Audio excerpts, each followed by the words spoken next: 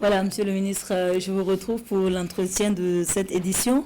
On va déjà parler de toutes ces mesures qui ont été dictées par le chef de l'État. On se demande déjà comment est-ce que la mise en œuvre se fera pour que les citoyens puissent en bénéficier le plus rapidement possible, parce que le besoin, il est là. Merci, Madame Ouattara. Effectivement, dans le cadre donc, de la mise en œuvre de l'ensemble de ces mesures qui ont été dictées, il est prévu que rapidement nous puissions donc mettre en place un comité. Et bien sûr, vous savez qu'il y a déjà des canaux qui existent, le CONASUR, la SONAGES avec les boutiques témoins. Et il y a aussi, que ce soit au niveau de la santé, une organisation qui est déjà là, mais nous allons mettre en place une structure de coordination parce que les ressources ne sont pas posées, les 394 milliards ne sont pas directement posés pour qu'on puisse dire qu'on abonde. Il faut les mobiliser. Voilà, il faut une mobilisation au fur et à mesure. Et donc, il nous faut mettre en place un mécanisme qui permette donc de partager, de faire en sorte qu'on puisse prendre en charge progressivement l'ensemble de ceux qui sont impliqués.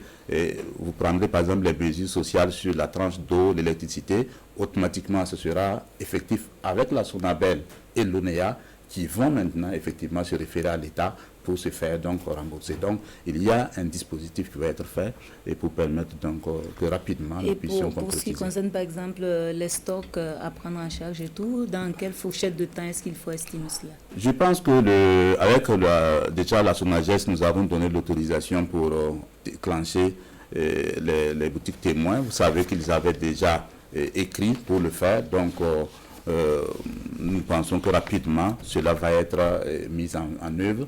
Et n'oubliez pas que aussi nous allons utiliser les acteurs du secteur informel à travers la chambre de commerce et les mairies, donc qui va s'occuper particulièrement des acteurs du marché qui sont fermés. Et donc nous pensons qu'en utilisant tous ces volets, avec bien sûr l'accompagnement du ministère en charge de l'action sociale et de la solidarité, rapidement nous allons pouvoir donc atteindre les populations cibles. D'accord. Alors tout à l'heure vous êtes revenu sur la mesure concernant l'annulation des factures d'eau et d'électricité qui va connaître son effectivité dès à présent. Qu'en est-il de ceux qui possèdent par exemple les compteurs Cash Power? Parce qu'on a vu que c'est revenu dans le micro-trottoir qui a été fait. Merci. Effectivement, nous avons, dans le cadre de cette mesure, échangé avec le ministre en charge donc, de l'énergie et bien sûr la SONABEL.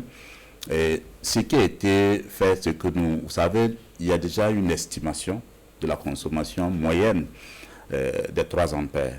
Et lorsque vous prenez, par exemple, en termes de kilowattheures, nous sommes à peu près à 75 kilowattheures pour les consommations moyennes de la tranche sociale des Cash Power.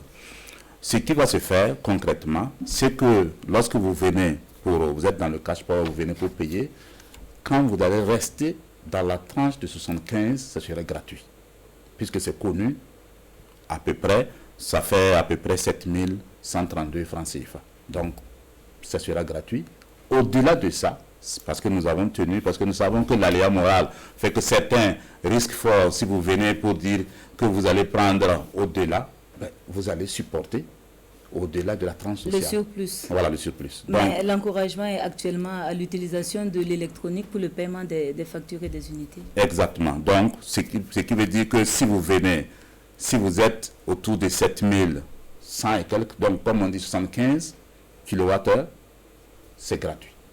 Maintenant, si vous voulez prendre plus, le supplément, vous allez payer. D'accord. Alors, on va également parler de ces mesures qui vont coûter 394 milliards. Vous l'avez dit tout à l'heure, c'est une somme qu'il faudra mobiliser. Et comment est-ce que le gouvernement compte s'y prendre pour y arriver? Merci beaucoup. D'abord, le chef de l'État, dans son message hier, a instruit. Donc, il y aura un réaménagement budgétaire. Donc, nous allons donc revoir nos priorités. Vous savez que le budget a été adopté en début d'année avec cette crise, donc nous allons faire un réaménagement pour d'abord prendre en charge ces dépenses incompressibles qui sont là. Et donc une partie donc, va venir donc, de nos ressources internes, donc des efforts internes, mais aussi de nos partenaires qui vont nous accompagner. Et aujourd'hui, nous sommes dans cet élan, nous sommes en discussion avec un certain nombre de partenaires et il y a des promesses qui vont suivre Et nous pensons que c'est la combinaison donc, de ces deux volets qui vont nous permettre donc, de faire face à ce plan. D'accord. Et on est à plus de 300 milliards de pertes de recettes et un budget rectificatif qui est en élaboration. Il va certainement falloir revoir les dépenses.